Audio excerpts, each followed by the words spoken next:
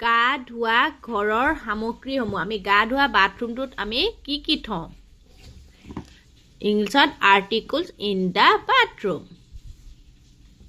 গা ধোৱা ঘৰৰ সামগ্ৰীসমূহ যেনে আমি টাৱেল থওঁ টাৱেলখন আমি গা ধোৱা বাথৰুমত ৰাখো এইখন হৈছে টাৱেল এয়া টাৱেল লিখা আছে আৰু এটো হৈছে অইল হেয়াৰ অইলো ৰখা হয় সবে নাৰাখে কিছুমানে ৰাখে বাৰু হেয়াৰ অইল চুলিত খহা তেল এটো চুলিত খহা তেল ফণী আৰু এখন হৈছে ফণী আৰু এখন হৈছে আইনা আইনাখন ইংলিছত কি কয় মিৰৰ এখন টাৱেল হন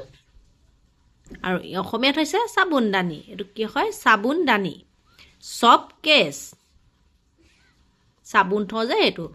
আৰু এয়া হৈছে ওয়াশিং ব্ৰাছ কাপোৰ ধোৱা ব্ৰাছ আমি কাপোৰ লেতেৰা হলে ব্ৰাছ ব্যৱহাৰ কৰো না হে ব্ৰাছডালক কৈছে কাপোৰ ধোৱা ব্ৰাছ এডাল লিখিছানে আৰু এয়া হৈছে গা ধোৱা সাবুন সব সাবুন দে আৰু এয়া হৈছে মগ বাল্টিঙৰ লগত এটা মগ আমি ৰাখো যে এটো মগ এয়া মগ আৰু এয়া হৈছে টুথব্ৰাছ দাঁত ঘহা ব্ৰাছডাল এডাল আৰু এয়া হৈছে টুথপেষ্ট কলগেট টুথপেষ্ট দাঁত ঘহা আমি দাঁত মাজু যে কলগেটটো এয়া আৰু এয়া হৈছে এটা বাল্টিঙো ৰাখো আমি বাথৰুমত পানী ধৰিবৰ কাৰণে গা ধুবৰ কাৰণে এটো হৈছে বাল্টিং বাকেট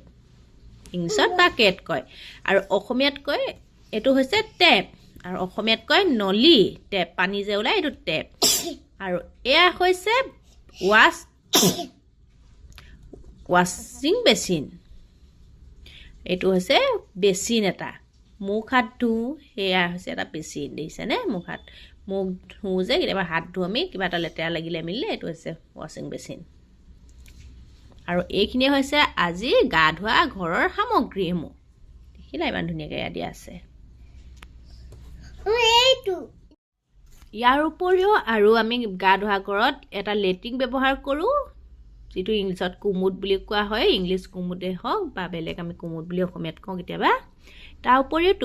আমি ৰাখো চুলিত ঘহা শ্যাম্পু কাপোৰ ধুবৰ কাৰণে সাৰ্ফৰ পেকেট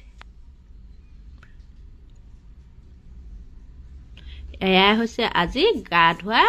ঘৰৰ সামগ্ৰীবিলাক দেখুৱা ধুনীয়াকৈ ক'লৈ এয়া হৈছে অসমীয়া আৰু ইংৰাজী দুইটাতে কোৱা হৈছে তোমালোকে যদি কিবা আৰু জানিব বিচাৰা মোক কমেন্ট কৰিবা